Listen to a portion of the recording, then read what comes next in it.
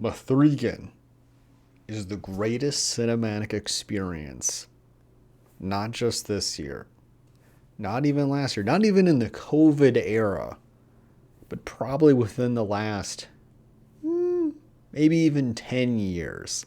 Now, I'm saying something quite hyperbolic, but I do sincerely believe that. M3GAN is a movie that allows you to do the one thing movies have not done, basically since I was about to say Inception, basically since Marvel movies came around, which is allow you to actually like have fun in the theater without feeling like the characters are doing all the heavy lifting. And that sounds kind of weird to say, right? But it's like you're reacting with the character's reaction. The character's reaction is guiding the audience and how to react. Then that is a very simple way to experience a movie, where the movie and the audience reaction are one to one. Okay? Most movies try to manage that. Marvel movies are like that. They have the character that are like, oh wow, that thing. And then you're like, oh wow, that thing. Or a character makes a funny quip. Oh haha, you laugh. Like you as the audience are in sync with the movie. Lots of like lowbrow entertainment does that because it's not trying to confuse the audience. You do not need to engage in a higher level, of emotional or intellectual understanding of the material before you. All you need to do is just be guided along the movie by the characters in the movie. Why is M3GAN so much better then? Well, M3GAN is better because oftentimes the audience reaction is in contrast to how the characters are feeling. And I'm going to highlight that with one example from the movie. So in the movie, the niece, her parents die. This happens right away at the beginning, not a spoiler. And the courts have this therapist who's like kind of seeing how Gemma, the aunt, the person who works at the toy factory, how she's doing with the niece. And she's like, oh, why don't we play with some of those toys? Do you have any toys? And then Katie, that's the niece's name. Katie's like, well, no, those aren't toys. Those are collectibles. Those are Aunt Gemma's collectibles. So we're not allowed to play with those. And it's like, oh, whoa, right? And then Gemma's like, she's so desperate to please the therapist and show that she's like a good new parent for her niece. She's like, oh no, it's fine. We can play with them. And you can kind of already sense the seething hatred in her voice, but she's forcing herself to do something she doesn't want to do. And so in how she does it is hilarious. She takes like a box cutter, which is already a pretty extreme tool to open up like this. There's probably like one little piece of tape. It's so old, you could probably just like, push the plastic in and peel the tape. Like it wouldn't be that difficult to preserve the collectibleness of it. But because she's going to be ruining the collectible nature of the toy, she just like jams the box and just tears it like a monster. And then when they're playing with the toy, like so it's got no collectible value anymore. Katie, the niece, she's like rolling around, and Gemma, she's like trying to explain how to play with it, and the therapist is like, "Oh no, let Katie play with it. I think Katie should take the lead on this one or whatever." And she's like, "Okay, yeah, or let's just roll it around like a tennis ball." Like Gemma the aunt has so much seething hatred, and as the audience, we're not really told who in the scene is right. We're not told how to react. The film isn't really giving us direction on how we're meant to respond. So what we're left with is feelings of anxiety and cringe. It's embarrassing. It's really awkward. And that is a very interesting film to me. That's a good film because the film doesn't tell you how to feel. It doesn't say that Gemma's wrong. Now, in the performance, she's clearly frustrated, but it doesn't show like, oh, look, the therapist was right all along, or oh, look, Katie's frustrated. It doesn't even really focus on Katie at all in terms of how she's managing to deal with her aunt's kind of like weird, peculiar or particulars about things. Like she likes to have things the way that she does. She's quite particular about things. It doesn't even really focus on Katie's struggles with that so much. It kind of more focuses on the frustrations for Gemma, the aunt.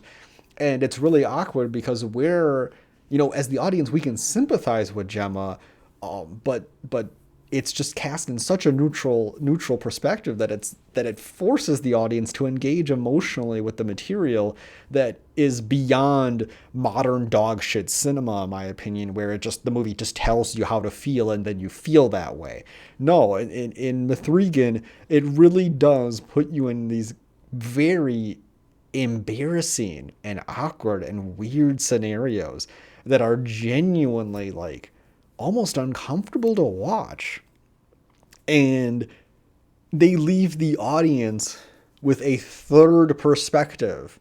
You have the story characters and they have their experience in the story world and they have their takes on the scenario. And then you, as the audience, the omniscient viewer in this case, understands all the material and knows how to truly kind of feel in some scenarios. And that push and pull of what the audience knows and kind of how to react relative to what the characters are seeing is very interesting, where the characters can buy into some of these more very silly, ridiculous moments, and the audience is kind of just like, oh no, I know this isn't as beautiful as it seems because of this or that, or I know this isn't as like sincere or honest or this or whatever, because we have an audience perspective that is different from the characters. And I think one of the things that the film did really well is it anchored itself towards how these characters would experience the story and didn't almost seems like they didn't care if the audience would think it's cringe one way or the other. And that's a level of confidence in filmmaking that no Marvel movie has ever achieved, ever.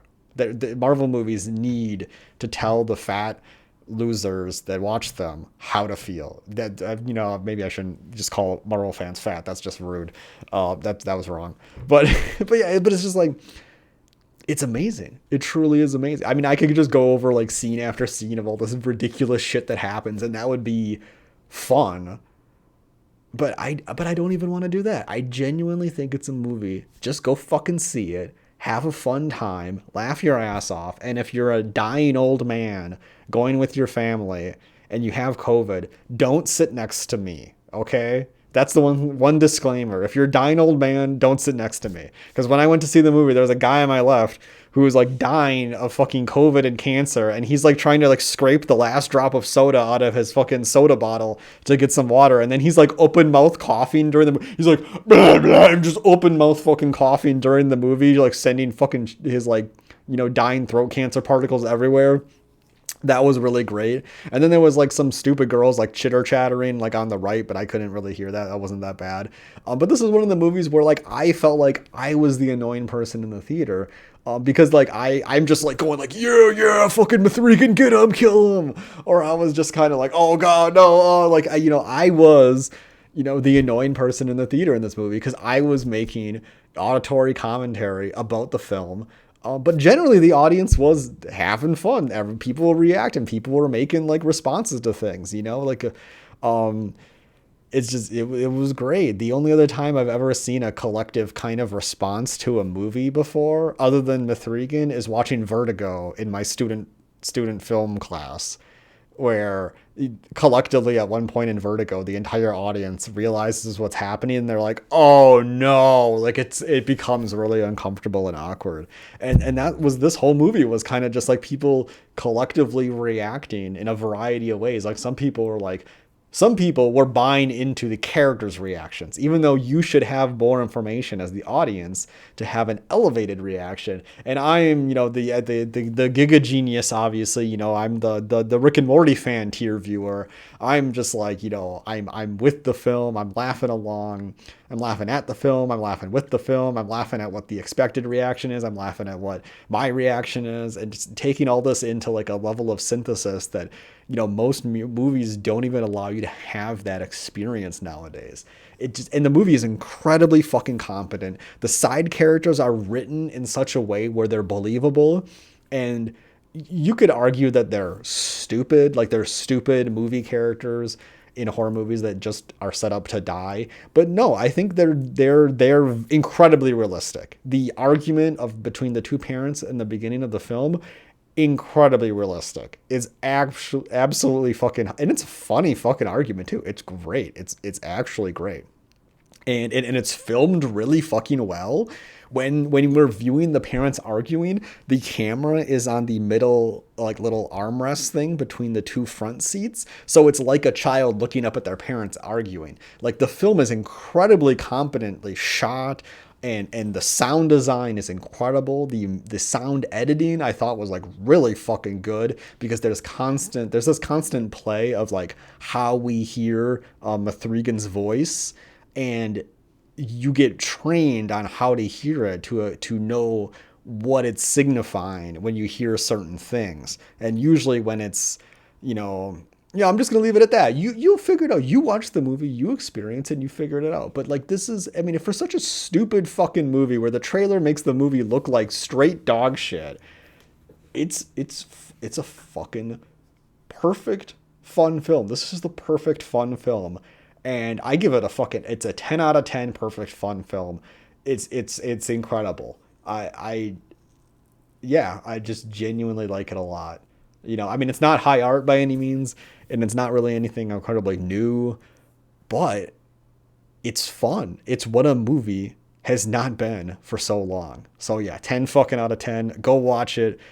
Just take off work, go to the theater, back to back viewings all fucking day, and watch out for the dying COVID man though. He's deadly. He'll get you.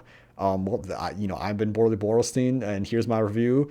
I know this probably should come at the beginning of the video, but yep, thank you for watching. And if you didn't like M3GAN, just what the fuck are you doing? You're too dumb. I think that might be it. You're too dumb to appreciate good film, and I'm not sorry. Okay, bye.